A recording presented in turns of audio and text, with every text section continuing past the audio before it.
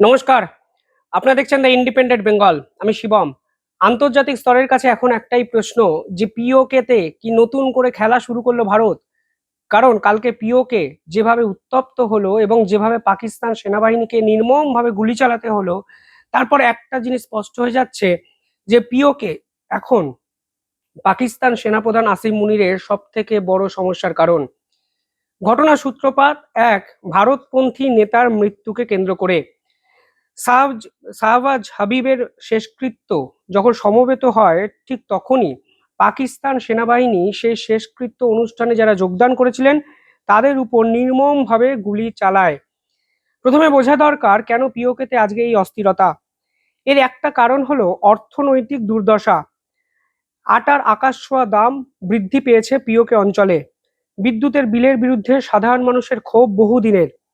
2026-এর জুনে এসে হঠাৎ করে এই মুহূর্তে রাজনৈতিক বিতর্কের কেন্দ্রবিন্দুতে তাই পিওকে।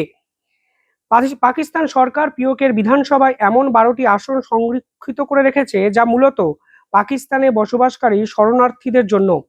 স্থানীয় যৌথ আওয়ামী অ্যাকশন কমিটি বা জেএএসসি এর অভিযোগ, এই 12টি আসনের মাধ্যমে বহিরাগতরা এসে পিওকেতে রাজনৈতিকভাবে ক্ষমতা দখল করে।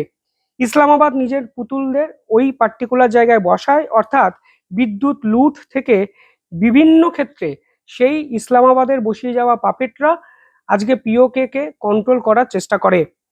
এই অন্যায়ের বিরুদ্ধে আওয়াজ তোলার জন্য পাকিস্তান সরকার গত সপ্তাহে জেএএসসি কে সম্পূর্ণ নিষিদ্ধ ঘোষণা করে দেয় এবং সন্ত্রাস বিরোধী আইনের আওতায় এনে নির্বিচারে দমন পীড়ন শুরু করে।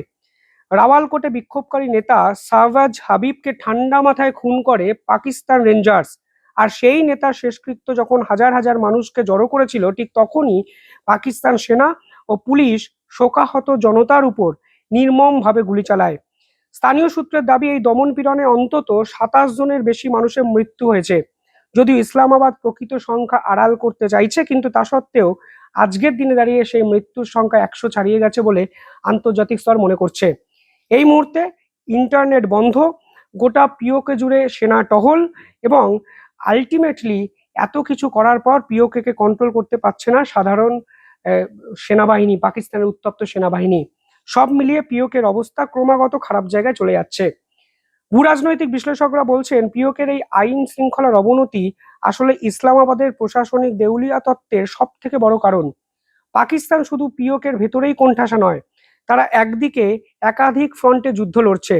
একদিকে আফগান সীমান্তে তেহরিকে তালিবান, অন্যদিকে বালুচিস্তান বিদ্রোহী আর্মি। এবং এবার পিওকের এই সমস্যা নতুন করে এটা উস্কে দিচ্ছে যে পিওকে কি আর কন্ট্রোল করতে পারবে পাকিস্তান। পরিস্থিতি এতটাই নিয়ন্ত্রণের বাইরে চলে গেছে যে আন্তর্জাতিক মহলও মুখ খুলতে বাধ্য হয়েছে। ব্রিটিশ পার্লামেন্টে 30 জনের বেশি সংসদ ইতিমধ্যে তাদের বিদেশমন্ত্রী ইভেট কুপারকে চিঠি লিখে পিওকের মানবাধিকার লঙ্ঘন নিয়ে গভীর উদ্বেগ প্রকাশ করেছেন। মার্কিন দূতাবাস তাদের নাগরিকদের পিওকে ভ্রমণে নিষেধাজ্ঞা জারি করেছে।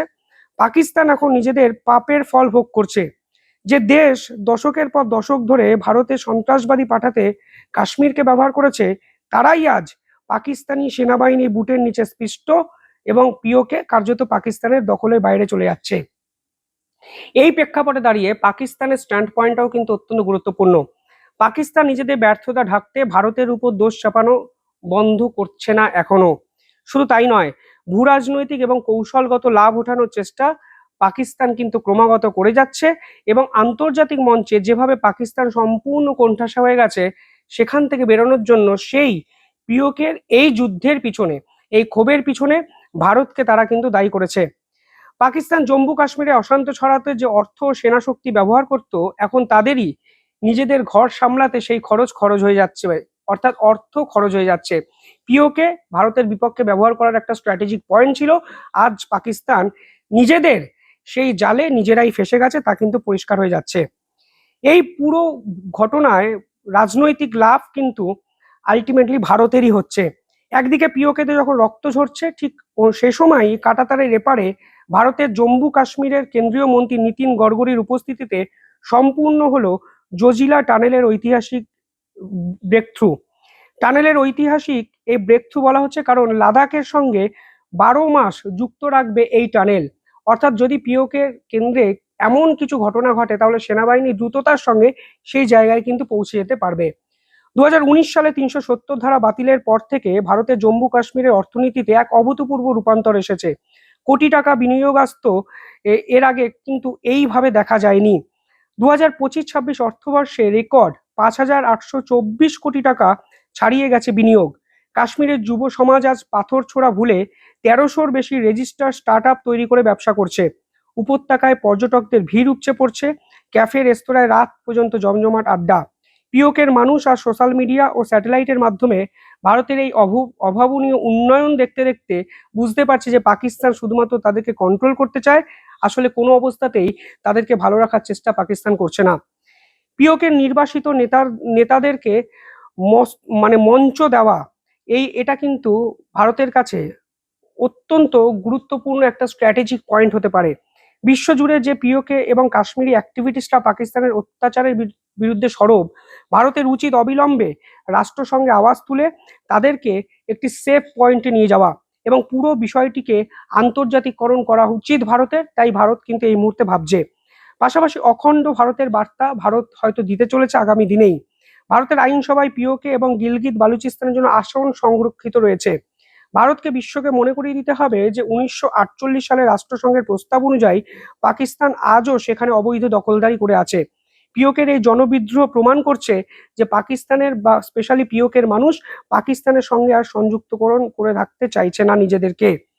সব মিলিয়ে কালকে পিওকের যে অবস্থা সামনে এলো তা কিন্তু অত্যন্ত হতাশাজনক এবং নিঃসন্দেহে পাকিস্তানের জন্য বড় বিপর্যয় ধেয়ে আনতে পারে। ধন্যবাদ।